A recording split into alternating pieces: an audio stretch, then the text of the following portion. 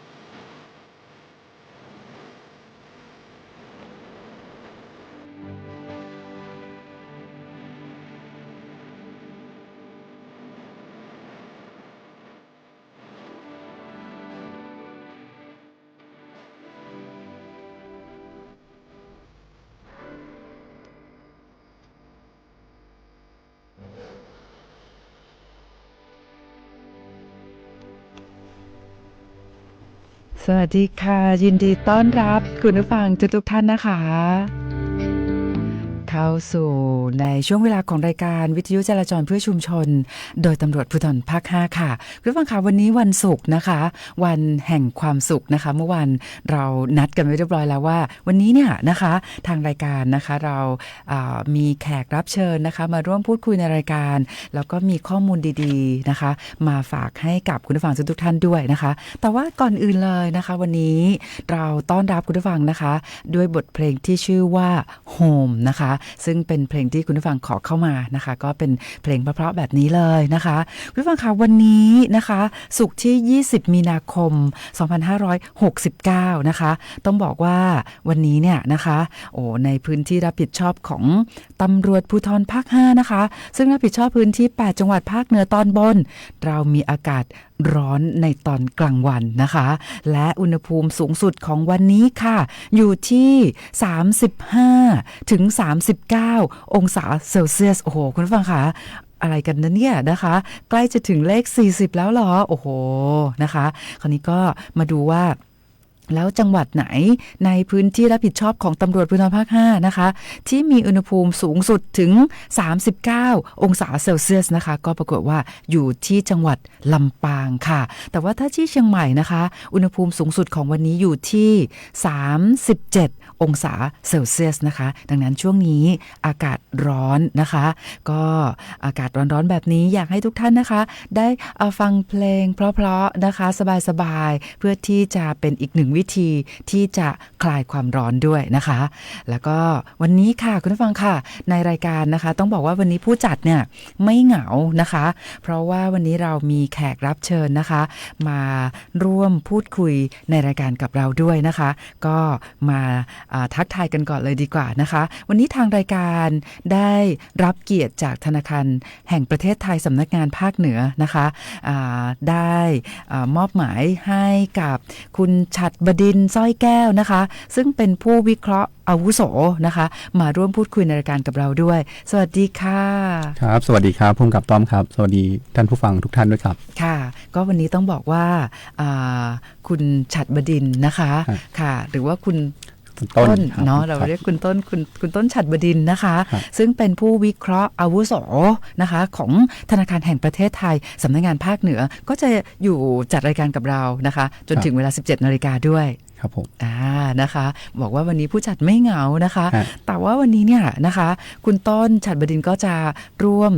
พูดคุยกับคุณผู้ฟังด้วยถ้าหากว่าคุณผู้ฟังมีคำถามที่อยากจะสอบถามเกี่ยวกับธนาคารแห่งประเทศไทยนะคะหรือว่าจะเป็นโครงการดีๆของธนาคารแห่งประเทศไทยแต่ว่าวันนี้เนี่ยคุณต้นหรือว่าคุณฉัตรบดินทร์นะคะจะมาพูดคุยกับคุณผู้ฟังในหัวข้ออะไรบ้างนะคะครับก็วันนี้เตรียมมาสองหัวข้อด้วยกันนะครับหัวข้อแรกก็น่าจะเป็น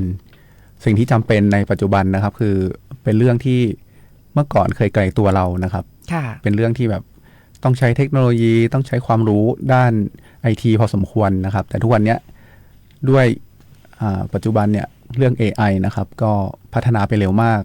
ก็ทำให้เรื่องที่เคยไกลตัวในวันก่อนวันนี้ใกล้ตัวมากนะครับที่ผมจะมาเล่าให้ทุกท่านฟังวันนี้ก็คือเรื่องของ Deepfake ครับเป็น AI Deepfake ครับค่ะก็วันนี้ก็อย่างที่บอกนะคะว่าเดี๋ยวคุณต้นฉัตรบดินทร์นะคะก็จะมาคุยในเรื่องของตอนนี้เนาะ AI เก่งมากๆเลยอะนะคะเขาเก่งยังไงเดี๋ยววันนี้คุณฉัตรบดินทร์ก็จะมาพูดให้เราฟังด้วยนะคะแล้วก็นอกจากนั้นเดี๋ยวพอเราพูดคุยในหลายๆเรื่องเสร็จแล้วปุ๊บทราบว่าเดี๋ยวคุณต้นฉัตรบดินทร์ก็จะมีกิจกรรมให้คุณผู้ฟังได้ร่วมสนุกด้วยใช่ครับก็วันนี้เตรียมของรางวัลมาเช่นเคยนะครับถ้าแบงค์ชาติภาคเหนือมารายการพุ่มกับต้อมเนาะแล้วก็จะมีของรางวัลติดมือมาด้วยนะครับก็อยากให้ผู้ฟังทุกท่านนะครับผู้ชมทาง Facebook ด้วยนะครับมาร่วมสนุกนะครับเป็นคำถามง่ายๆเกี่ยวกับสิ่งที่ผมจะพูดในวันนี้เนาะเป็นเรื่องไม่ยากมากนะครับแล้วก็อาจจะแบบช่วงท้ายนะครับพุ่มกับต้อมเรามาร่วมสนุกกันใครโทรเร็วใครตอบคำถามได้ถูกก่อนก็รับรางวัลไปนะครับวันนี้เตรียมมา5ชุดด้วยกันค่ะก็มีเป็นกระเป๋าผ้าเหรอคะใช่ครับอันนี้จะเป็นกระเป๋าผ้านะครับข้อมูลส่วนตัวไม่ชัวร์อย่าให้อันนี้ก็จะเป็นเหมือนเป็นกระเป๋าดินสอนะครับเป็นเหมาะกับเด็กนักเรียนเนาะใส่โทรศัพท์มือถือก็ได้นะได้ครับใส่เงินใส่ได้นะครับแล้วก็มียาดมอันนี้เป็นรุ่นใหม่เลยครับคุณต้อมเป็นยาดมดึงสติเราตั้งชื่อว่ายาดมดึงสติเลยนะครับก็ดมแล้วก็จะได้มีสติไม่ถูกมีฉาชีพหลอกครับโอ้โหชื่อกระเป๋าผ้าก็อะไรนะคะข้อมูลส่วนตัวไม่ชัวร์อย่าให้ข้อมูลส่วนตัวไม่ชัวร์อย่าให้นะใช่สำคัญครับค่ะโอ้โหยาดมดึงสติ ใช่ โอ้โหสุดยอดมากๆเลยเดี๋ยวเราก็จะตามรายการกันต่อไปนะคะเพราะว่าคุณต้นฉัตรบดินทร์จะอยู่กับเราจนถึงเวลา 17 น.เลยแล้วก็เดี๋ยวเราจะสัมภาษณ์ท่านรองผู้กำกับการกลุ่มงานจราจรตำรวจภูธรจังหวัดเชียงใหม่ร่วมกันด้วยนะคะแต่ว่าตอนนี้นะคะคุณต้นขาวันนี้วันศุกร์วันแห่งความสุขนะคะนอกจากเราจะมีกิจกรรมมีข้อมูลดีๆมาฝากคุณผู้ฟังแล้วก็ยังมีเพลงมาฝากคุณผู้ฟังด้วยเดี๋ยวมีเพลงสั้นๆช่วงนี้นะคะแล้วก็กลับเข้ามาเราก็จะมาพูดคุยในประเด็นแรกกันก่อนนะคะแล้วก็พอคุยเป็นในช่วงแรกเดี๋ยวเราก็จะสัมภาษณ์ท่านรองผู้กำกับการนะคะกลุ่มงานจราจรตำรวจภูธรจังหวัดเชียงใหม่แล้วก็จะกลับมาพูดคุยต่อแล้วก็มีกิจกรรมให้คุณผู้ฟังได้ร่วมสนุกอย่างนี้ดีไหมคะโอเคค่ะตอนนี้นะคะก็ในช่วงแรกนะคะเปิดเพลงเพราะๆเป็น1เพลงแล้วเชื่อว่าหลายท่านชอบนะคะซึ่งก็เป็นเพลงที่คุณผู้ฟังแนะนำเข้ามากับเพลงที่ชื่อว่า Home โอ้โหฟังแล้วก็คลายความร้อนได้ด้วยนะคะแต่ว่าตอนนี้นะคะก็จะมีอีก1บทเพลงค่ะอาจจะเร่งจังหวะขึ้นมานิดนึงแต่ก็อยากให้คุณผู้ฟังมีความสุขกับการฟังเพลงด้วยเดี๋ยวจบเพลงนี้เราก็จะมาเริ่มพูดคุยในประเด็นแรกที่คุณต้นฉัตรบดินทร์เตรียมมาพูดคุยนะคะโอเคค่ะตอนนี้มาฟังเพลงสั้นๆกันก่อนนะคะ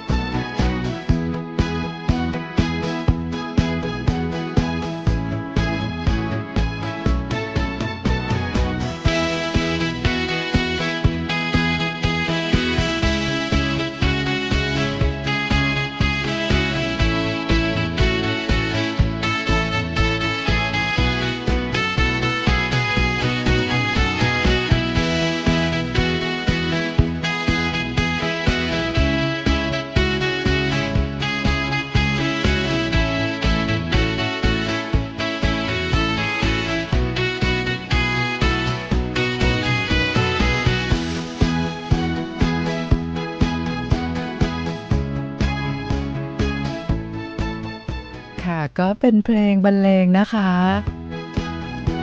ต้องบอกว่าแบบปลุกอารมณ์นะคะให้คุณผู้ฟังนะคะได้มีความสุขกับการฟังเพลงเพราะๆด้วยนะคะถึงแม้ว่าจะเป็นเพลงบรรเลงนะคะแต่ว่าตอนนี้ค่ะเดี๋ยวเราก็จะมาเริ่มพูดคุยนะคะกับคุณต้นฉัตรบดินทร์กันเลยนะคะเกี่ยวกับตอนนี้นะคะในเรื่องของการเตือนภัยการเงิน AI Deepfake นะคะเป็นยังไงบ้างนะคะค่ะครับก็ที่พูดไปตอนแรกนะครับเรื่องไกลตัวตอนนี้ใกล้ตัวแล้วนะครับเพราะว่า AI Deepfake เนี่ยขอขยายความนิดนึงครับคำว่า deepfake เนี่ย deep เนี่ยมาจากคำว่า deep learning นะครับก็จะเป็นการเรียนรู้ของ AI ที่เป็นการดึงข้อมูลนะครับจากอินเทอร์เน็ตเยอะๆข้อมูลเยอะๆเอามาใช้นะครับส่วนคำว่า fake เนี่ยก็คือคำว่าปลอม deepfake ก็คือการปลอมอย่างแนบเนียนนะครับอันนี้ก็ อย่างเมื่อก่อนเราอาจจะแค่คุ้นเคยว่าเรามี Photoshop เนาะเราสามารถตัดรูปหน้าคนนี้มาใส่คนนี้ได้แต่งรูปให้แบบดูพิเศษไปได้เนาะแต่ตอนเนี้ยตัว AI Deepfake ครับมันไปไกลกว่านั้นมากเพราะอย่างที่พุ่มกับทอมบอกนะครับว่า AI ทุกวันนี้ฉลาดมากเนาะเอาไปทำอะไรได้เยอะทำในสิ่งที่ดีก็เป็นประโยชน์แต่มิจฉาชีพนะครับก็ยังมีกลุ่มที่เอาเทคโนโลยีเหล่านี้มาหลอกคนนะครับคือตอนนี้ AI Deepfake อาจจะมีทั้งรูปแบบของเป็นภาพเนาะใช้ภาพคนต่างๆเอามาหลอกทำเป็นเสียงนะครับเราเข้าไปดึงเสียงเราจากที่ไหนก็ตามที่แบบโซเชียลมีเดียหรือว่าเราเคยไปพูดที่ไหนเขามีเสียงของเราเขาเอามาเรียนแบบเอามาแบบปลอมเป็นตัวตนของเราได้นะครับและที่หนักที่สุดก็คือตัวของเป็นวิดีโอเลยครับมีทั้งภาพทั้งเสียงเลยคืออาจจะแบบถ่ายรูปพุ่งกับต้อมมานะแล้วก็อัดเสียงพุ่งกับต้อมจากวิทยุเนาะเอาไปใส่ AI ออกมาเนี่ยกลายเป็นแบบเป็นพุ่งกับต้อมคนใหม่เลยพุ่งกับต้อมที่แบบไม่ใช่ตัวจริงนะครับอันนี้น่ากลัวมากนะครับต้องบอกคุณต้นบดินทร์นะคะแล้วก็คุณผู้ฟังว่าขนาดตัวพี่เองเนาะนะคะเวลาถ่ายรูปนะเอาตัวเองเป็นหลักก่อนนะคะยังต้องใช้แอปพลิเคชันเนี่ยหลายชั้นเลยนะแต่งภาพนะคะแต่ว่าตอนนี้ AI ก็ยิ่งพัฒนาไปเนาะนะคะแค่ตัวเองเนี่ยถ่ายรูปก็ใช้แอปแต่งภาพหลายชั้นมากเลยนะคะตัวจริงกับตัวภาพปกเนี่ยไม่ตรงกันนะ แต่ปรากฏว่ามาเจอ AI Deepfake นี่โอ้โหสุดยอดเลยครับก็จะเนียนมากเนาะก็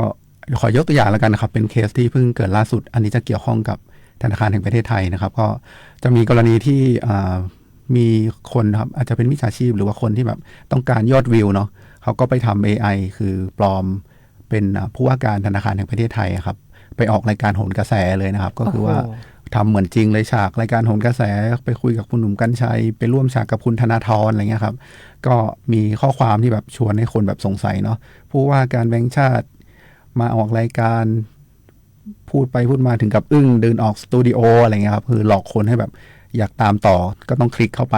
อ่านต่อเนาะอันนี้ก็สำคัญก็คือว่าเวลาที่มิจฉาชีพจะหลอกข้อมูลเราครับเขาก็มักจะให้เราคลิกข้อมูลคลิกลิงก์เพื่อไปส่งต่อไปยังช่องทางต่างๆที่เขาจะขอข้อมูลเราพอเราไปกรอกข้อมูลอะไรไปเนี่ยก็อย่างเมื่อกี้ครับข้อมูลส่วนตัวไม่ชัวร์อย่าให้เนาะเพื่อเรากรอกข้อมูลส่วนตัวไปปุ๊บเนี่ยก็จะเป็นเหยื่อของมิจฉาชีพได้เขาเอาชื่อเราที่อยู่บัตรประชาชนเลขบัตรประชาชนเนาะเบอร์โทรศัพท์ต่างๆเนี่ยเขาเอาไปทำต่อได้เอาไปหลอกในช่องทางต่างๆได้นะครับก็อันนี้ก็อยากจะเตือนท่านผู้ฟังนะครับว่าก่อนที่จะดูจะพิจารณาอะไรก็คิดให้ดีก่อนคือนอกจากเคสของแบงก์ชาติแล้วเดี๋ยวผมมีอีก4เคสนะครับพี่ต้อมที่มาเล่าให้ฟังวันนี้ค่ะครับก็อันเล่าที่เป็นมักจะเจอบ่อยก่อนอันนี้ผมเคยเห็นวิดีโอของทางถ้าไม่แน่ใจน่าจะเป็นทางตำรวจทำด้วยนะครับอันนี้จะเป็นการหลอกว่ามีเหตุฉุกเฉินนะครับก็คือว่าทางมิจฉาชีพเนี่ยเขาก็อาจจะมุ่งเป้าไปทางผู้สูงอายุที่มีลูกหลานเนาะบางทีเนี่ยอาจจะแบบไม่ทันระวังหรือว่าด้วยความรักลูกหลานมากเกินไปก็จะแบบไม่ได้ระวังมากพอนะครับคือมิจฉาชีพเนี่ยก็จะแบบปลอมเป็นลูกหลานเนาะวิดีโอคอลมาหานะครับคือทั้งรูปหน้าเสียงเนี่ยเหมือนจริงเลยเหมือนเป็นรูปหลานเราจริงๆเลยพอคุยไปคุยมาเนี่ยก็แบบว่าตอนเนี้ยโดนรถชนนะหรือว่าถูกตำรวจจับอยู่นะต้องการเงินประกันตัวด่วนอย่างเงี้ยพอทางผู้สูงอายุเนาะคุณยายคุณย่าคุณปู่คุณตาเนี่ยอาจจะแบบด้วยความรักด้วยความเป็นห่วงนะครับก็จะแบบอยู่ไหนเดี๋ยวรีบโอนเงินให้เลยนะครับอันนี้ก็จะเป็นเหยื่อของมิจฉาชีพได้ก็เขาจะใช้ความแบบนะความเป็นห่วงความแบบสถานการณ์ฉุกเฉินมารีบให้แบบให้เรารีบโอนเงินให้อันนี้ก็อยากขอเตือนไว้นะครับอันนี้เป็นแบบแรกครับแบบที่2ก็คือว่าหลอกว่าเป็นคนดังอันนี้ก็เขาก็จะแบบไปเอารูปดารานะครับเอาเสียงอะไรเงี้ยมาทำเป็นดาราที่แบบเราจะชื่นชอบหรือว่าเป็นคนที่แบบทุกคนยอมรับเนี่ยมาหลอกว่ามีการลงทุนคริปโตนะได้ผลตอบแทนดีลง100ได้ล้านอะไรเงี้ยครับผู้กำกับอันนี้บางคนเขาก็แบบจริงหรออะไรเงี้ยตอนแรกอาจจะไม่เชื่อเนาะแต่พอเห็นว่าเป็นคนดังมาพูดเนี่ยเขาก็แบบเกิดความมั่นใจก็มาลงทุนอะไรเงี้ยครับอันนี้ก็จะแบบเสี่ยงเหมือนกันที่จะถูกหลอกนะครับก็อันนี้ก็อยากให้ฉุกคิดนิดนึงว่าถ้ามันได้ผลตอบแทนสูงขนาดนั้นจริงๆครับทำไมเขาไม่ทำเองเนาะเขาทำไมถึงต้องแบบมาชวนเราไปด้วยครับอันนี้ก็แบบอยากให้ระวังเรื่องการหลอกลงทุนก็สำคัญนะครับว่าการลงทุนต่างๆเนี่ยขอให้ดูแบบความน่าจะเป็นความที่แบบเป็นไปได้ไหมลงทุน100ได้ล้านหรือว่าศึกษาให้ดีก่อนที่จะลงทุนอะไรครับผมกับต้อมครับ ส่วนเรื่องที่3นะครับที่มาเล่าให้ท่านผู้ฟังวันนี้นะครับก็อันนี้ก็คลาสสิกเหมือนกันหลอกให้รักคือเมื่อก่อนอาจจะมีแค่แบบโทรศัพท์เนาะมาจากต่างประเทศหรือว่าที่ไกลๆที่แบบคุยกับเราทำให้เราแบบหลงรักอะไรเงี้ยแต่ตอนนี้เริ่มหนักกว่านั้นเป็นวิดีโอคอลมาเลยครับคุณต้อมถ้าเป็นผู้ชายเนี่ยก็แบบอุ้ยรอมาเลยหุ่นดีๆมีกล้ามอะไรเงี้ยนะครับมีแบบมีเงินอะไรเงี้ยเป็นผู้หญิงก็สวยๆเซ็กซี่หน่อยอะไรเงี้ยเนาะก็จะมาหลอกเราได้คือมุกที่ส่วนใหญ่เขาจะทำก็คือว่าหลอกให้เราคุยกันสักพักหนึ่งอาทิตย์หนึ่งเดือนหนึ่งให้ไว้ใจก่อนนะครับแล้วก็หลังจากนั้นเนี่ยก็จะบอกว่าอยากมาหาจังขอค่าเดินทางหน่อยต้องการส่งของมาให้นะแต่ว่าตอนนี้ของติดอยู่ที่กรมศุลกากรหรือว่าต้องจ่ายค่าธรรมเนียมก่อนช่วยโอนมาก่อนได้ไหมของแพงมากเลยนะช่วยโอนแบบสมมติของ100,000,000อะไรเงี้ยโอนมาสัก 20,000 ก่อนเนาะถ้าโอน 20,000 ปุ๊บเดี๋ยวได้ของแพงๆไปอันเนี้ยก็อยากให้พวกเราระวังนะครับอันนี้ก็เกิดขึ้นบ่อยเหมือนกัน romance scam เลย romance scam ใช่ครับอย่างที่4อันเนี้ยอาจจะเกี่ยวกับตำรวจโดยตรงครับคุณต้อมคือหลอกให้กลัวแล้วก็จะเห็นหลายเคสเนาะใน TikTok หรือในโซเชียลมีเดียต่างๆที่จะแบบมีคนที่แบบเหมือนเป็นตำรวจเลยแต่งชุดตำรวจข้างหลังแบ็คกราวด์อะไรที่แบบเชื่อว่าเป็นตำรวจแน่ๆนะครับก็จะบอกเราว่าตอนนี้คุณเกี่ยวข้องกับยาเสพติดนะบัญชีคุณเกี่ยวข้องกับการฟอกเงินแล้วก็อยากให้คุณมารายงานตัวสมมติเราอยู่เชียงใหม่เนาะมีอาชีพแบบก็จะแบบมาจากสภ.ภูเก็ตคือที่ไกลๆเลยครับผมต้อมก็แบบว่าคุณต้องมารายงานตัวนะภายในพรุ่งนี้นะไม่งั้นคุณจะถูกจับออกดำเนินคดีผิดกฎหมายหลอกให้เราแบบกลัวมากๆว่าต้องติดคุกอะไรเงี้ยนะครับผมต้อมก็อันเนี้ยก็อยากให้เราตั้งสติให้ดีก่อนเนาะดูความน่าเชื่อถือว่ามันจริงหรือเปล่าอย่าเพิ่งแบบไปรีบแล้วก็เคสล่าสุดที่เพิ่งเจอครับก็หลอกมาเลยว่าตอนเนี้ยคุณบัญชีคุณถูกหลอกเนาะเป็นหลอกว่าเป็นตำรวจสพ.เมืองลำปางไปหลอกคนที่สมุทรปราการเป็นผู้สูงอายุครับด้วยความที่แบบผู้สูงอายุเขาอาจจะแบบกลัวเนาะว่าเกี่ยวข้องกับยาเสพติดก็เลยแบบไม่รู้จะทำยังไงมิจฉาชีพคีย์เวิร์ดของเขาเลยก็คือเขาจะบอกว่าเรื่องนี้ห้ามบอกใครเด็ดขาดพอผู้สูงอายุเนี่ยเขาปรึกษาใครไม่ได้เนี่ยเขาก็จะคิดไม่ออกแล้วต้องทำไงทางมิจฉาชีพเนี่ยหลอกอะไรเขาจะทำตามหมดมิจฉาชีพบอกว่าเนี่ยถ้าคุณไม่อยากถูกจับนะให้โอนเงินมาตรวจสอบก่อนหรือว่าถ้าไม่สะดวกไปถอนเงินมาเดี๋ยวเราจะส่งตำรวจให้ไปรับเงินมาตรวจสอบ อันนี้ทางคุณเรียกว่าคุณป้าหรือคุณยายก็ได้ครับคือเขาเชื่อไปแล้วนะไปที่สาขาธนาคารเลยครับผมต้อมก็ไปถอนเงินเตรียมถอนเงินละ5 ล้านบาทกำลังจะถอนอยู่แล้วดีที่พนักงานธนาคารเขาแบบฉุกคิดได้ทำไมต้องมาถอนเงินสดเยอะขนาดนี้เป็นเงินสดด้วยก็เลยไปถามไปแบบค่อยเหมือนกับอยากช่วยเหลือยายเนาะว่ามีเรื่องอะไรหรือเปล่าอะไรเงี้ยคุยไปคุยมาก็ทราบว่าเป็นมิจฉาชีพก็เลยประสานงานตำรวจช่วยเหลือไว้ได้ก็เลยเคสเนี้ยยังไม่เกิดความเสียหายครับค่ะอันนี้โชคดีเนาะใช่ครับอันนี้ก็เป็นอีกเคสหนึ่งที่เล่าให้ฟังครับก็มี4เคสด้วยกันเนาะค่ะหลอกให้เรียกว่าสถานการณ์ฉุกเฉินค่ะอันที่2ก็คือว่าหลอกให้เราลงทุนค่ะอ้างเป็นคนดังนะครับอันที่3คือหลอกให้รักเนาะและอันสุดท้ายก็คือหลอกให้กลัวนะครับอันนี้ก็เป็น4หลอกหลักๆที่มาพูดคุยกันวันนี้ครับค่ะ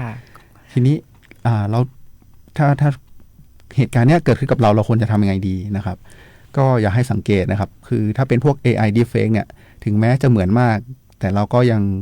สังเกตได้อยู่นะครับหลักๆเนี่ยผมมีข้อแนะนำมา5จุดด้วยกันที่พอจะสังเกตได้นะครับอย่างแรกเลยก็ให้ดูใบหน้าและดวงตาก่อน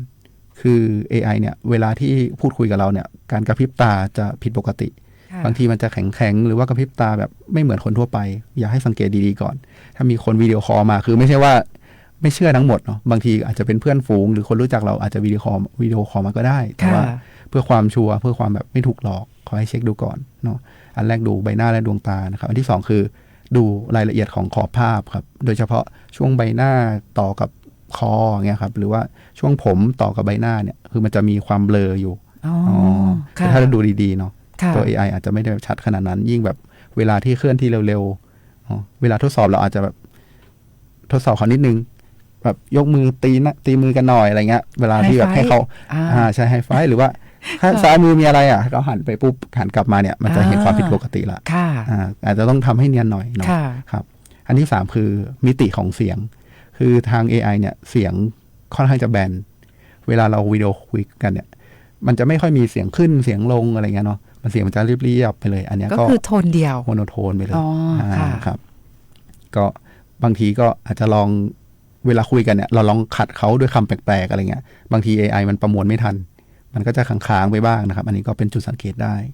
อันที่ 4ก็คือฉากหลังคือส่วนใหญ่มิจฉาชีพจะทำฉากหลังที่แบบเป็นภาพนิ่งๆหรือว่าภาพเบลอไปเลยคือเขาไม่อยากให้รู้ว่าเขาอยู่ที่ไหนเนาะอันเนี้ยวิธีที่แบบลองทดสอบดูก็ได้ว่าลองให้เขาไปฉากหลังอื่นลองเดินไปที่อื่นบ้างซิอะไรเงี้ยเราจะเห็นว่าอาจจะไม่ใช่ของจริงนะครับอันที่ 5ก็คือเรื่องของปากเวลาการพูดเนี่ยคือ AI หลังๆเนี่ยเริ่มทำเนียนขึ้นครับคุณต้อมปากเสียงอะไรเนี่ยมันจะแบบคล้ายๆกันเลยเหมือนกับเราคุยปกติเนาะนอกจากบางคำนะสังเกตดีๆนะครับพวกบอใบไม้พอพานอะไรมอม้าเนี่ยครับคือบางทีมันงับไม่ทันครับคือบางทีเสียงมาแล้วแต่ปากยังไม่ขยับค่ะอันนี้ก็เป็นจุดสังเกตได้เหมือนกันครับโอ้โหค่ะผมก็เราทราบถึงการหลอกลวงที่ใช้ AI deepfake นะคะแต่ว่าเราก็มีวิธีสังเกตนะคะถึงแม้ว่าเขาจะเนียนมากๆเลยนะคะโอ้โหเหมือนจริงเลยทั้งภาพทั้งเสียงเคลื่อนไหวได้ด้วยเป็นวิดีโอได้ด้วยแต่ก็มีจุดสังเกตที่ทางคุณต้นฉัตรบดินทร์ได้นำเรียนให้กับคุณผู้ฟังค่ะนอกจากข้อสังเกตแล้วก็เดี๋ยวผมมีวิธีป้องกันตัวให้ด้วยค่ะคือถ้าเราเจอวิดีโอคอลที่มาคุยกับเราครับที่น่าสงสัยเนี่ยเราลองทดสอบอย่างที่บอกเมื่อกี้หันซ้ายหันขวาเนาะให้เขาพยายามเคลื่อนที่ตัวเยอะๆคือบางที AI ประมวลผลไม่ทันครับอันนี้เป็นวิธีที่ง่ายที่สุดในการที่จะทดสอบเนาะส่วนอันที่สองเนี่ยอันนี้ก็สำคัญคือถ้าเราคิดว่าคนรู้จักเราไม่น่าจะวิดีโอคอลมาคุยกับเราแบบนี้หรือว่าลักษณะมันแปลกไปเนี่ยให้เราลองใช้แบบตั้งคำถามที่เป็นแบบ2คนเรารู้กันเนาะอย่างแบบแมวที่บ้านชื่ออะไรเนาะหรือว่าเป็นแบบสถานที่ที่เคยไปด้วยกันอะไรเงี้ยคือถ้าคนไม่รู้จักกันก็จะตอบไม่ได้นะครับทาง AI อาจจะแบบนิ่งๆไปหรือหาเบี่ยงประเด็นไปอันเนี้ยเราก็เป็นจุดสังเกตให้เราได้ครับแล้วก็อันที่3อันเนี้ยสำคัญที่สุดคือยึดหลักเลยว่าเงินอยู่กับเราเนาะถ้าเรายังไม่โอนให้เขาเนี่ยก็ยังเป็นเงินของเราอยู่พยายามโอนให้ช้าที่สุดหรือคิดให้ดีก่อนที่จะโอนเนาะบางทีสถานการณ์ต่างๆเนี่ยมันบางทีมันจะบีบให้เรารีบตัดสินใจคือมิจฉาชีพเขาจะมีจิตวิทยาเขาจะพูดบางอย่างที่แบบทำให้เราต้องแบบรีบโอนเงินให้เขาอันเนี้ยเขาอยากให้ระวังไว้นะครับว่าอย่าเพิ่งรีบโอนเงินจะทำอะไรก็เช็คให้ดีก่อนแล้วก็ถ้าง่ายที่สุดก็ปรึกษาเนาะพ่อแม่คนรู้จักเพื่อนก่อนว่าเฮ้ยอันนี้มีเหตุการณ์แบบนี้นะจะโอนเงินเลยไหมหรือถ้าไม่แน่ใจจริงๆก็ติดต่อแบงก์ชาตินะครับพวกโทรเบอร์1213นะครับหรือว่าติดต่อตำรวจก็ได้เพื่อความชัวร์ก่อนที่จะโอนเงินนะครับค่ะก็ทั้งในเรื่องของจุดสังเกตนะคะแล้วก็วิธีป้องกันตนเองด้วยใช่ค่ะก็คือบางทีเข้าใจนะครับว่าบางทีเราระวังตัวแล้วเนาะแต่ก็มันก็อาจจะมีแบบพลั้งเผลอกันบ้างทีนี้พอเราพลาดไปแล้วเนี่ยเราควรทำยังไงดีคือเมื่อถูกหลอกแล้วนะครับคือเช่นถูกขอข้อมูลส่วนตัวขอเลขบัตรเครดิตนะครับหรือว่าบัญชีธนาคารเนี่ยอาจจะต้องแบบระวังให้มากคือหรือถ้าเผลอให้ไปแล้วเนี่ยก็ต้องรีบแจ้งอายัดบัตรกับทางธนาคารที่เราทำธุรกรรมอยู่ด้วยให้เร็วที่สุดเนาะรีบปิดบัตรไปเลยนะครับไม่ใช้เลยแล้วก็อย่างบัตรประชาชนอาจจะขอทำใหม่ไปเลยนะครับที่แบบกลัวที่เขาจะเอาไปใช้ในทำเรื่องผิดกฎหมายได้นะครับแล้วก็เพิ่มมีเหตุอะไรเกิดขึ้นปุ๊บให้รีบติดต่อตำรวจทันทีนะครับถ้าได้รู้สึกว่าไม่ใช่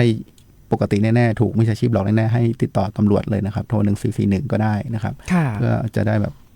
จับผู้ร้ายให้ได้นะครับแล้วก็มีโอกาสที่จะได้รับเงินคืนครับค่ะก็ทุกวันนี้ครับก็คิดว่ามิจฉาชีพก็มาหลายรูปแบบมากเลยครับผู้กำกับคืออยากให้ผู้ฟังนะครับคือทางแบงก์ชาติก็จะมารายการผู้กำกับต้อมเป็นประจำอยู่แล้วนะครับแล้วก็มาเตือนภัยการเงินเป็นระยะอยู่แล้วนะครับก็อยากให้ทุกคนมีสตินะครับแล้วก็ติดตามข่าวสารอยู่เสมอนะครับอย่างของแบงก์ชาติเองนะครับก็มีการเตือนภัยการเงินอยู่หลายช่องทางครับจะเป็นเว็บไซต์นะครับมีทางโซเชียลมีเดียต่างๆ TikTok Facebook IG Line ทุกอย่างที่เป็นช่องทางของแบงก์ชาติแล้วก็พยายามเตือนภัยการเงินอยู่เสมอนะครับก็ไม่อยากให้ทุกท่านถูกหลอกนะครับเงินกว่าเราจะหาได้นะครับก็ลำบากเหมือนกันก็อยากให้ทุกท่านมีสติก่อนที่จะโอนเงินหรือว่าจะจ่ายเงินก็อยากให้คิดเยอะๆนะครับก็ไม่อยากให้เป็นเหยื่อของมิจฉาชีพนะครับผมต้อมก็สำหรับเรื่องแรก ดีเฟกก็น่าจะประมาณนี้นะครับค่ะโอเคเลยค่ะก็ดังนั้นนะคะเดี๋ยวเราก็จะมีการเปิดสายให้กับคุณผู้ฟังด้วยแต่ตอนนี้นะคะก็จะขอขั้นเวลานิดนึงก่อนที่เราจะเปิดสายให้กับคุณผู้ฟังนะคะได้ร่วมสนุกกับทางรายการนะคะเพราะว่าคุณผู้ฟังที่ฟังคุณต้นฉัตรบดินทร์พูดคุยนะคะก็คำถามคำตอบอยู่ในนั้นเลยเมื่อกี้เห็นมีสายโทรมาแล้วไม่แน่ใจจะรีบตอบหรือเปล่าเดี๋ยวขอช่วงท้ายนิดนึงได้ค่ะเพราะว่าวันนี้นะคะเตรียมของรางวัลมาแจกคุณผู้ฟัง5ชุดด้วยกันโอ้โหนะคะก็นอกจากจะเป็นประโยชน์นะคะเพราะว่าตอนนี้เนี่ยในเรื่องของภัยออนไลน์อย่างที่บอกนะคะเขาก็นำเอาระบบเทคโนโลยีนะคะมาเพิ่มประสิทธิภาพในการหลอกนะคะดังนั้นก็เดี๋ยวเราจะมาร่วมกิจกรรมกันแต่ว่าตอนนี้ค่ะคุณต้นฉัตรบดินทร์คะเราจะไปสัมภาษณ์ท่านพันตำรวจโทศักดาโชติพัฒนภูกินกันนะคะสวัสดีค่ะสวัสดีครับสวัสดีพี่ต้อมสวัสดีคุณผู้ฟังครับค่ะท่านรองศักดาค่ะวันนี้วันศุกร์นะคะเป็นยังไงบ้างคะในเรื่องของสภาพการจราจรค่ะก็จริงๆตอนนี้โดยรวมหน้าสถานศึกษาต่างๆก็ขี้คายไปหมดแล้วนะครับจะเหลือก็แต่ในโซนที่มันเป็นอย่างที่เรารับรู้รับทราบนะครับในฝั่งทางลินคำทางฝั่งทางนิมมานฟ้าธานีในโซนฝั่งเนี้ยปริมาณรถจะค่อนข้างเยอะในช่วงเย็นนะครับณเวลานี้รถก็ยังมากอยู่เจ้าหน้าที่ก็อยู่ประจำจุดบังคับสัญญาณไฟแล้วนะครับฝั่งนี้ที่ผมพูดถึงก็ย้อนกลับมาเข้ามาดูในนิมมานไปดูตรงแยกสาธารณสุขนะครับไปดูที่แยกต้นพยอมรถก็ยังมากอยู่เช่นเดียวกันนะครับในฝั่งอื่นที่ขยับต่อเนื่องกันมาทั้งขวงสิงห์ทั้งฟ้าห้ามทั้งรวมโชคศาลเด็กนะครับด้านขวงสิงห์เนี่ยเรียบร้อยดีแล้วนะครับแต่ในฝั่งที่เป็นถนนเชียงใหม่พร้าวฟ้าห้ามไปรวมโชคนะครับก็มีจุดก่อสร้างที่เป็นรื้อผิวคอนกรีตนะครับที่อยู่ตรงกลางก็ทำให้มีการชะลอตัวของรถพอสมควรเหมือนกันส่วนเชียงใหม่ดอยสะเก็ดก็เป็นฝั่งขาออกเมืองแล้วนะครับฝั่งขาเข้าในถนนแก้วนวรัตน์จากศาลเด็กเข้าไปเนี่ยขี้คายหมดแล้วนะครับตอนนี้ก็เร่งระบายในฝั่งขาออกกันอยู่ถนนเจริญเมืองนะครับในตั้งแต่แยกหนองประทีปเข้าไปตอนนี้ก็บริหารจัดการได้หมดนะครับรถไม่มากเพราะว่าในสายเนี้ยโรงเรียนสารศาสตร์ยังไม่ได้เปิดเรื่องของภาคฤดูร้อนไม่ดนลงดอนจันทร์ขึ้นดอนจันทร์ข้ามมาอีกฝั่งหนึ่งยาวไปวารีนะครับเคลื่อนได้หมดแต่ตอนนี้หน้าตลาดหนองหอยรถค่อนข้างเยอะช่วงก่อนเข้ารายการนะครับมีอุบัติเหตุบริเวณหน้าตลาดหนองหอยแถวปั๊มปตท.นะครับก็ได้นำพ้นการกีดขวางไปเรียบร้อยแล้วแต่ตอนนี้รถยังมากอยู่นะครับบริเวณหน้าตลาดหนองหอยถนนเชียงใหม่ลำพูนจุดนี้มันเชื่อมกับไอ้ตรงที่เขาทำตัดแต่งกิ่งต้นยางนานะครับตั้งแต่ไฟฟ้าบ้านเด่นมาจนถึงแยกหนองหอยนะครับก็เลยทำให้มีการชะลอตัวของรถพอสมควรนะครับข้ามมาที่ใกล้ภาค5นะครับในถนนช้างคานที่ออกมาจากช้างคานมาป่าพร้าวนอกเนี่ยก็ยังมีรถใช้เส้นทางอยู่นะครับแต่ฝั่งที่มาจากทางโรงเรียนพิมานเด็กนะครับเรียบน้ำปิงฝั่งนู้นไม่มีปัญหาละเพราะฉะนั้นก็เหลือฝั่งขาออกอย่างเดียวนะครับที่เป็นจุดที่ต้องเร่งระบายการจราจรนะครับในฝั่งเชียงใหม่ฮอด108ขาเข้าไม่มีปัญหานะครับรถจะเยอะในฝั่งที่มาจากถนนที่พเนตรหน้าศูนย์วัฒนธรรมแยกหายานะครับรถที่ออกจากเมืองนะครับเพื่อที่จะมายังแยกสนามบินส่วน4แจงเรียบร้อยดีทั้งหมดนะครับไม่มีปัญหาการจราจรเคลื่อนได้หน้าสวนสาธารณะหนองบวกหาดมีรถเยอะนะก็ชะลอตัวบ้างแต่ไม่ถึงกับหยุดนิ่งเคลื่อนได้นะครับเพราะฉะนั้นนี่คือสภาพการจราจรผมแจ้งเพิ่มเติมนิดนึงครับบริเวณถนนเชียงใหม่พร้าวเนี่ยเดี๋ยวตั้งแต่วันอาทิตย์พี่ต้อมคือเขาจะมีการเทคอนกรีตเพิ่มเติมในฝั่งขาออกซึ่งช่องแรกชิดเกาะกลางในฝั่งขาออกเนี่ยเขาเทหมดแล้วนะครับต่อไปเขาจะเทช่องที่2พอเทช่องที่2ปั๊บเนี่ยมันจำเป็นต้องปิดการจราจรอีกช่องนึงในฝั่งขาออกนะครับปกติเขาปิด2แล้วก็รถเคลื่อนได้2จากฟ้าห้ามไปรวมโชคแต่พอจะต้องเทไอ้ช่อง2เนี่ยมันก็จำเป็นต้องปิดอีกช่องนึงพอปิดอีกช่องนึงก็จะเหลือรถวิ่งได้ช่องทางด้านซ้ายสุดช่องเดียวก็ได้คุยกับท่านผู้กำกับแล้วนะครับก็แก้ไขว่าเดี๋ยววันอาทิตย์เนี่ยผมจะลงไปดูจะทำลักษณะ reversible lane นะครับก็หมายความว่าจากรวมโชคมาฟ้าห้ามที่เป็นขาเข้า4ช่องใช่ไหมครับช่องที่ชิดเกาะกลางเนี่ยจะทำเป็นให้เป็นช่องเดินรถในฝั่งขาออกวางกลวยตัดเกาะกลางวางแบรีเออร์ป้ายให้ชัดเจนเพราะว่ารถที่มาจากทางป่าตันหัวสลีเวียงพิงเนี่ย ก็เลี้ยวซ้ายที่แยกฟ้าห้ามไปทางรวมโชคได้นะครับแต่รถที่มาจากศาลเด็กเนี่ยหากมันมีช่องทางเดียวในฝั่งนู้นเนี่ยโหคอขวดรถไปกันไม่ได้แล้วมีปัญหาแน่ก็เลยรถจากศาลเด็กเลี้ยวขวาจะไปรวมโชคท่านใช้ reversible lane ตรงนี้เลยนะครับแล้วก็ไปตัดออกตรงใกล้แยกรวมโชคนะครับเพราะฉะนั้นแล้วก็ผมทำให้น้องๆทำอินโฟแล้วนะครับเดี๋ยวขอไปดูหน้างานอะไรต่างๆแล้วก็จะได้แจ้งให้กับพี่น้องประชาชนได้รับทราบเพราะฉะนั้นก็แจ้งคร่าวๆแบบนี้ก่อนว่าจำเป็นต้องมีการปรับรูปแบบการจราจรไม่งั้นว่ามันจะมีปัญหาเรื่องของการระบายการจราจรนะครับอันนี้ก็จะวางกรอบแนวให้ชัดเจนผมดูแลระยะประมาณสักโลนึงเนี่ยผมตั้งใจใช้กลวยยางประมาณสัก250แล้วก็คุยกับผู้รับจ้างแล้วว่าขอให้เตรียมเรื่องไฟส่องสว่างป้ายอะไรต่างๆให้เรียบร้อยก็คุยกันจบไปเรียบร้อยผมไปดูงานหน้างานช่วงเช้าที่ผ่านมาอันนี้ก็แจ้งเป็นข้อมูลให้กับพี่น้องประชาชนได้รับทราบนะครับค่ะซึ่งก็จะเริ่มวันอาทิตย์เนาะท่านรองสัญญาค่ะวันอาทิตย์จะขยับแนวบารีเออร์ในฝั่งขาออกจาก2ช่องเป็น3ช่องและการทำ reversible lane ก็จะให้วางกลวยยางในช่องชิดเกาะกลางในฝั่งขาเข้าเพื่อเป็นรถในฝั่งขาออกไปเร่งระบายก็จะเริ่มวันอาทิตย์นะครับพี่ต้อมเพราะเขาจะเทคอนกรีตในจุดที่ผมเล่าเนี่ยคือวันจันทร์ผมก็บอกว่าเตรียมให้พร้อมก่อนนะก่อนจะทำอะไรเพราะจะได้ไม่กระทบกับการจราจรมากเกินไปแต่สิ่งสำคัญเลยก็คือต้องหาวิธีการระบายการจราจรไม่งั้นมันจะหนักหนาพอสมควรนะครับเพราะฉะนั้นก็แจ้งเบื้องต้นให้กับพี่น้องประชาชนได้รับทราบครับค่ะโอ้ต้องขอบคุณมากๆเลยนะคะวันนี้ขอบคุณท่านพันตำรวจโทศักดาโชติพัฒนโพคินนะคะแต่ว่าติดตามข้อมูลผ่านเพจตำรวจจราจรเชียงใหม่ TFCM ได้นะคะใช่ครับพี่ต้อมครับค่ะขอบคุณมากๆค่ะครับสวัสดีครับค่ะสวัสดีค่ะเอาละค่ะนะคะตอนนี้นะคะก็คุณผู้ฟังพี่น้องประชาชนได้รับทราบข้อมูลนะคะแบบเรียลไทม์ในเรื่องของสภาพการจราจรแล้วก็ข้อมูลที่เป็นประโยชน์ในเรื่องของการวางแผนการเดินทางในช่วงของวันอาทิตย์นี้ด้วยที่ท่านรองศักดาบอกนะคะตอนนี้นะคะคุณต้นฉัตรวดินนะคะก็จะเป็นช่วงของการมอบของรางวัลละนะคะวันนี้เตรียมมากี่รางวัลนะคะค่ะ5รางวัลด้วยกันเนาะค่ะก็ตอนนี้นะคะก็เราจะเริ่มต้นจากคำถามแรกเลยค่ะได้ครับค่ะคำถามแรกนะครับถามว่าช่วยบอกวิธีเช็คเบื้องต้นนะครับว่าคนที่วิดีโอคอลมาหาเราครับเป็นมิจฉาชีพหรือเปล่านะครับเดี๋ยวนะคะพอดีมีสายจะตอบคำถามเลยใช่ไหมคะโอเคค่ะค่ะงั้นก็รับสายเลยนะคะค่ะสวัสดีค่ะ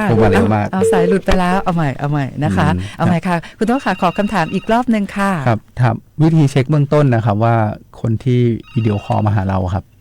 เป็นคนที่เรารู้จักจริงๆหรือว่าเป็นมิจฉาชีพนะครับอยากรู้วิธีการเบื้องต้นในการเช็คนะครับนะคะก็วิธีการเช็คเบื้องต้นนะคะว่าเป็นมิจฉาชีพหรือเปล่าที่โทรมาทำยังไงใช่ไหมคะ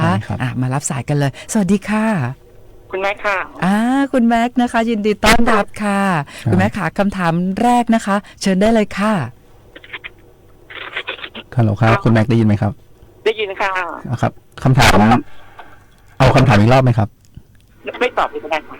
โอเคได้ครับเชิญเลยครับเก่งมากเชิญค่ะให้เขาขยับเลื่อนร่างกายค่ะให้หันซ้ายหันขวาเนี่ยค่ะหรืออาจจะแบบให้ถามแบบคำถามที่แบบที่แมวหรือแสดงว่าฟังจริงนะครับนี่เป็นผู้ฟังที่แบบติดตามรายการคุณแม่เก่งไหมเป๊ะมากค่ะครับก็ถูกต้องนะครับเป็นคำตอบที่ถูกต้องนะคะคุณแม่เคยเจอเคสนี้ไหมครับที่แบบมีคนปลอมมาหาเราหรือว่าเรามีแบบคนรู้จักเราเคยเจอเคสประมาณนี้ไหมครับไม่เคยเจอแต่จะดูใน TikTok หรือ AI มันจะมีมันแต่เราต้องตั้งใจดูมันจะสังเกตเห็นนะคะมันเหมือนมากแต่เราต้องมันจะมีเล็กๆน้อยๆเสียงพูดอย่างเงี้ยเวลาก็ขยับปากมันก็ไม่ตรงนะคะมันหรือว่าคำภาษาไทยบางคำมันไม่เหมือนกันนะคะเขาก็จะพูดอีกอย่างหนึ่งเลยค่ะครับประมาณครับผมขอบคุณนะครับเก่งมากๆเลยนะคะค่ะก็ยินดีด้วยนะคะคุณแม่ขอบคุณนะคะค่ะสวัสดีค่ะเอาละค่ะคำถามแรกคุณแม็กตอบถูกต้องไปแล้วค่ะก็มาต่อกันกับคำถามที่2เลยค่ะครับคำถามที่2นะครับช่วยยกตัวอย่างนะครับว่ามิจฉาชีพจะใช้มุกอะไรมาหลอกเรานะครับวิดีโอคอลจะมาหลอกเราเนี่ยเขาจะใช้มุกอะไรนะครับเมื่อกี้เล่าไปมีทั้งหมด4เคสเนาะค่ะเอา สักเคสหนึ่งบอกให้ผมฟังหน่อยว่าจะใช้มุกอะไรนะครับ ค่ะเอาละค่ะรับสายกันเลยนะคะ สวัสดีค่ะ ค่ะสวัสดีค่ะ แนะนำตัวเองก่อนเลยค่ะ ชื่อออมค่ะ คุณออม คุณออมนะคะค่ะคุณออมคะคำถามที่สองค่ะ ตอบได้เลยค่ะ ค่ะ หลอกให้รักค่ะ หลอกให้รักเนาะ Romance scam เขาจะใช้วิธียังไงครับ หลอกให้รักเนี่ย ค่ะ มีสิ่งวิธีค่ะ ที่ได้ยินสิหลอกให้รัก หลอกให้ลงทุน หลอกให้กลัวก็อีกข้อหนึง อ๋อไม่เป็นไรหลอกให้รักนี่เขาจะทำยังไงครับเขาจะหลอกให้เราโอนเงินยังไงวิธีการเขาพอจะรู้ไหมค ก็ รับ ประมาณว่าปลอมเป็นลูกหลานแล้วโทรหาปู่ย่าตายายว่าประสบอุบัติเหตุ หรือว่าจำเป็นต้องใช้เงินด่วนอะไรพวกเนี้ยค่ะ เป็นหลอกฉุกเฉินเนาะจำเป็นต้องใช้เงินด่วน โอเคได้ครับถูกต้องครับ ค่ะโอ้คุณออมนะคะเก่งมากเลยนะคะ ก็มีรูปแบบการหลอกลวงเนาะที่ใช้ AI deepfake เนี่ยนะคะหลากหลายรูปแบบเลยนะคะ ก็อย่างเช่นที่คุณออมบอกว่าเป็นกรณีที่ปลอมเสียงเป็นลูกเป็นหลานนะคะแล้วก็เร่งให้ผู้หลักผู้ใหญ่โอนเงินนะคะคุณออมดังนั้นวิธีถ้าเกิดเจอแบบนี้นี่ต้องทำยังไงนะคะ ถ้าเจอแบบนี้เหรอคะ ค่ะ ก็ต้องหลอกถามข้อมูลส่วนตัวระหว่างของเรากับหลานที่คนอื่นไม่รู้ค่ะแล้วก็เราต้องรีบโอนเงินเลยไหมครับไม่รีบโอนค่ะจะเห็นที่สุดค่ะครับค่ะก็เป็นวิธีนะคะที่คุณออมจะใช้ในเวลาตรวจสอบเนาะนะคะอย่าเพิ่งรีบโอนนะคะค่ะโอเคนะคะคุณออมขอบคุณมากเลยนะคะขอบคุณค่ะสวัสดีค่ะก็2คำถาม2คำตอบเป็นเรียบร้อยแล้วยังมีอีก3คำถามนะคะใช่ครับมี3คำถามที่เตรียมมาวันนี้ค่ะมาเริ่มคำถามที่3กันเลยค่ะคำถามที่3นะครับอยากทราบว่ามิจฉาชีพใช้ดีเฟกหลอกลงทุนเนี่ยเขาจะอ้างบุคคลประเภทไหนกลุ่มไหนนะครับเวลาที่เขาจะหลอกลงทุนเนี่ยเขาจะใช้แบบหลอกว่าเป็นอะไรเป็นใครในการมาหลอกเราค่ะรูปแบบของการหลอกให้ลงทุนนะคะเราก็ใช้ AI deepfake เข้ามาหลอกในรูปแบบของหลอกให้ลงทุนเนี่ยนะคะจะหลอกยังไงเนาะโอเคนะคะก็เดี๋ยวมารับสายจากคุณผู้ฟังนะคะเมื่อกี้สายหลุดไปมาแล้วค่ะนะคะกับคำถามที่3เนาะนะคะค่ะวันนี้คุณต้นมดินนะคะเตรียมมาถามคุณผู้ฟัง5คำถามด้วยกันมาต่อกันที่คำถามที่3นะคะสายที่3กันเลยสวัสดีค่ะสวัสดีค่ะค่ะแนะนำตัวเองก่อนเลยค่ะวรลักษณ์ค่ะคุณวรลักษณ์ค่ะคำถามที่3เชิญได้เลยค่ะถามว่ายังไงนะคะคำถามที่3เวลามิจฉาชีพหลอกใช้ดีเฟกหลอกเราให้ลงทุนเนี่ยเขาจะอ้างเป็นคนกลุ่มไหนครับก็จะเป็นพวกที่เป็นคนมีชื่อเสียงเช่นพวกดาราที่เราชื่นชอบอะไรอย่างเงี้ยค่ะให้มันดูน่าสนใจแล้วหมายดาราที่เราชื่นชอบก็จะคอยตามแล้วก็ลงทุนตามค่ะค่ะบางทีก็อาจจะเป็นแบบเซียนหุ้นอย่างงี้เนาะคุณวรลักษณ์เนาะคนมีชื่อเสียงหรือคนที่น่าเชื่อถือเนาะในวงการนั้นๆค่ะครับแต่ว่าก็คือรูปแบบก็คือลงทุนน้อยแต่ว่าผลตอบแทนสูงแทนมหาศาลใช่เคยเจอเคสประมาณนี้ไหมครับหลอกให้เราลงทุนหลอกให้เราจ่ายเงินให้เขาเนี่ยเคยเจอไหมครับคุณวรลักษณ์ยังไม่เคยเจอค่ะมีแต่โทรมาประมาณว่าเรามีนัดกับคุณหมอที่โรงพยาบาลที่เชียงใหม่เนี่ยค่ะแต่จริงๆตัวเองเราอยู่กรุงเทพอะค่ะเพราะว่าเราไม่เคยไปที่โรงพยาบาลนี้เลยแต่ก็ไม่คุยกับเขาค่ะบอกไม่ว่างไม่สะดวกดีเลยครับกดวางสายเลยเนาะค่ะโอเคนะคะขอบคุณนะคะค่ะคุณผู้ฟังทุกท่านนี่แบบตอบเป๊ะมากเลยครับพี่ต้อมค่ะใช่ค่ะคราวนี้ก็มาถึงคำถามที่4ต่อเลยค่ะครับคำถามที่4นะครับเมื่อถูกหลอกแล้วครับเราควรทำอย่างไรครับค่ะเมื่อถูกหลอกเนาะไม่ว่าจะเป็นรูปแบบใดก็ตามนะคะอาจจะเป็นในเรื่องของหลอกแบบฉุกเฉินนะคะแบบcall center หรือว่าหลอกลงทุนใช่ครับค่ะถูกมิจฉาชีพหลอกแล้วเรารู้ตัวแบบพลาดไปละ โอนเงินให้เขาไปแล้วเนี่ยครับเราควรจะทำยังไงดีทำยังไงดีนะคะมารับสายกันเลยค่ะสวัสดีค่ะค่ะสวัสดีค่ะค่ะแนะนำตัวเองก่อนเลยค่ะอันธิกาค่ะอันธิกาค่ะตอบได้เลยค่ะค่ะโทรไปที่1441ค่ะ1441นะครับแจ้งความใช่ไหมครับใช่ค่ะอ๋อครับแล้วถ้าถูกเอาบัตรเครดิตหรือข้อมูลส่วนตัวไปเนี่ยเราควรจะทำยังไงดีครับก็แจ้งความนะคะแจ้งความเนาะบัตรที่ใช้ก็เอาไปยกเลิกไปเนาะทำบัตรใหม่นะครับใช่ค่ะอ๋อครับโอเคถูกต้องเลยนะคะโอเคค่ะยินดีด้วยค่ะค่ะตอนนี้นะคะก็มาถึงคำถามสุดท้ายค่ะคำถามที่5ค่ะคำถามสุดท้ายนี้สำคัญที่สุดนะครับคนแบงค์ชาติมาต้องถามคำถามนี้เลยเบอร์โทรแบงค์ชาติหมายเลขอะไรครับโอ้โหค่ะคุณผู้ฟังค่ะคำถามที่5นี้นะคะง่ายมากๆเลยนะคะขอคำถามอีกครั้งนึงเลยค่ะเบอร์โทรแบงค์ชาติหมายเลขอะไรครับมี4ตัวหมายเลข4ตัวของแบงค์ชาติค่ะโอ้โหนะคะก็เชื่อว่าคุณผู้ฟังนะคะจำได้แน่นอนนะคะกับหมายเลขโทรศัพท์นะคะ4ตัวของธนาคารแห่งประเทศไทยนะคะถ้าหากว่าเราจะติดต่อกับธนาคารนะคะไม่ว่าจะเป็นในเรื่องของโครงการในหลายๆเรื่องก็ตามของแบงก์ชาตินะคะก็มีหมายเลขนี้เลยต้องโทรไปหมายเลขอะไรนะคะไม่มั่นใจภัยเกินการเงินก็โทรเบอร์นี้ได้นะครับมีปัญหาเรื่องหนี้สินก็โทรเบอร์นี้ได้เหมือนกันค่ะมารับสายสุดท้ายกันเลยค่ะสวัสดีค่ะเสียงดังมากค่ะค่ะสวัสดีค่ะค่ะแนะนำตัวเองเลยค่ะพี่นวลค่ะสวัสดีค่ะพี่นวลค่ะพี่นวลค่ะหมายเลขโทรศัพท์ที่ติดต่อธนาคารแห่งประเทศไทยค่ะหมายเลขค่ะ1312หรือเปล่าจำไม่ได้1213เนี่ยค่ะค่ะพี่นวลค่ะอีกทีนึงพี่นวลค่ะอีกทีนึงค่ะ1213ค่ะติดต่อเรื่องอะไรได้บ้างครับของแบงก์ชาติครับอายัดบัญชีค่ะสมมติว่าเราโดนมิจฉาชีพหลอกใช้หรืออะไรต่างๆอย่างเงี้ยค่ะคือถ้าไม่แน่ใจเนาะว่าเป็นมิจฉาชีพหรือเปล่าโทร1213ค่ะเคยโดนเกี่ยวกับประกันสังคมค่ะโทรมาบอกว่า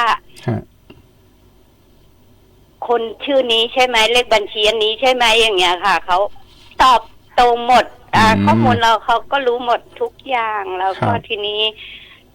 ก็เลยโทรถามเจ้านายว่าทำไมมีประกันสังคมให้เงินอย่างนี้หรอแล้วเขาก็บอกว่าไม่ใช่เป็นมิจฉาชีพกระจายกดวางสายไปเลยอย่างเงี้ยค่ะถูกต้องเลยนะคะก็พออย่างนี้ปุ๊บนะคะวางสายไปเลยเนาะค่ะก็ยินดีด้วยนะคะกับหมายเลขอีกทีค่ะ1213ค่ะถูกต้องไหมครับ1213นะคะโอเคค่ะขอบคุณนะคะค่ะคุณผู้ฟังค่ะก็5คำถาม5คำตอบถูกต้องไปหมดเลยนะคะวันนี้นะคะมาถึงช่วงสุดท้ายของรายการแล้วนะคะขอสายที่5นะคะโทรศัพท์กลับมาอีกครั้งหนึ่งนะคะว่าแจ้งเบอร์โทรนะคะวันนี้หมดเวลาของรายการแล้วนะคะต้องขอบคุณคุณผู้ฟังทุกท่านเลยแล้วก็ขอบคุณคุณต้นฉัตรบดินทร์นะคะสร้อยแก้วนะคะผู้วิเคราะห์อาวุโสธนาคารแห่งประเทศไทยสำนักงาน